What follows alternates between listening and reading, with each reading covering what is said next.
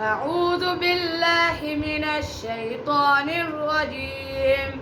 بسم الله الرحمن الرحيم. وما خلقنا السماء والأرض وما بينهما باطلا ذلك ظن الذين كفروا فويل للذين كفروا من النار. أم نجعل الذين آمنوا وعملوا الصالحات كالمفسدين في الأرض أم نجعل المتقين كالفجار. كتاب أنزلناه إليك مبارك ليتدبروا آياته وليتذكر أولو الألباب.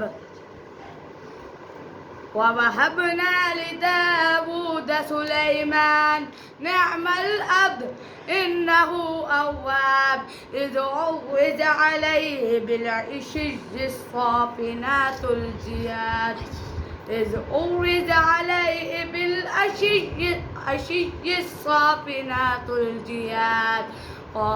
فقال إني أحببت حب الخير عن ذكر ربي حتى توارت بالحجاب.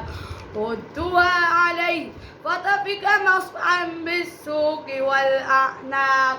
ولقد فتنا سليمان وألقينا على كرسيه جسدا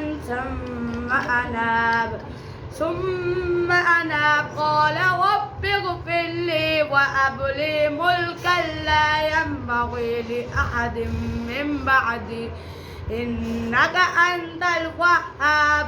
فسخرنا له الريح تجري بأمره رخاء حيث أصاب والشياطين كل بناء وغواص وآخرين مقرنين في الأصفاد. هذا عطاؤنا فامنن أو أمسك بغير حساب. وإن له عندنا لزلفى وحسن مآب. واذكر عبدنا أيوب إذ نادى ربه أني مسني الشيطان بنصب وعذاب. اركض برجلك هذا مغتسل بارد وشراب.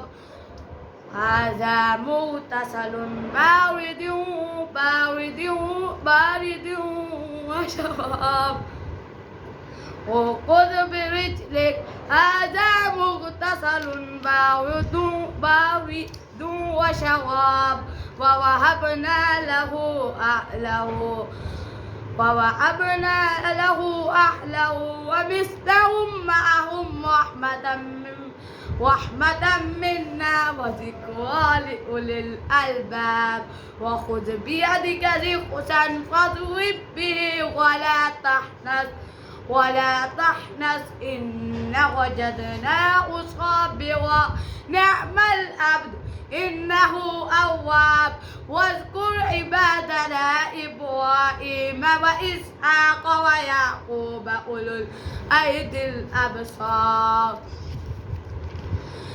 الأيدي والأبصار إنا أخلصناهم بخالصة ذكر الدار وإنهم عندنا لمن المصطفين الأخيار. واذكر إسماعيل واليسع وذا الكفل وكل من الأخيار. هذا ذكر وإن للمتقين لحسن مآب. جنات عدن مفتحة لهم الأبواب متكئين فيها يدعون فيها بفاكهة كثيرة وشراب.